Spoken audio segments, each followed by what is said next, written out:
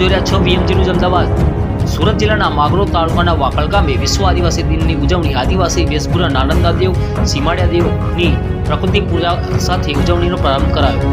માગરોળ તાલુકાના વાકળ ગામે 9 ઓગસ્ટ વિશ્વ આદિવાસી દિવસ પંચ દ્વારા આ ઉજવણીનો ભવ્ય આયોજન કરવામાં આવ્યું હતું। સવારે આદિવાસી પરંપરા રીતિ રિવાજ મુજબ નાલંદા દેવ સીમાડિયા દેવ સાથે પ્રકૃતિ પૂજા આદિવાસી આગેવાનો અને યુવા કાર્યકરોએ સમાજના રીતિ રિવાજ મુજબ કરી હતી। ત્યારબાદ વાકલ કોલેજથી આદિવાસી સમાજની સંસ્કૃતિ રેલીનો પ્રારંભ થયો હતો, જેમાં આદિવાસી વેશભૂષા સાથે હજારોની સંખ્યામાં આદિવાસી લોકો જોડાયા હતા।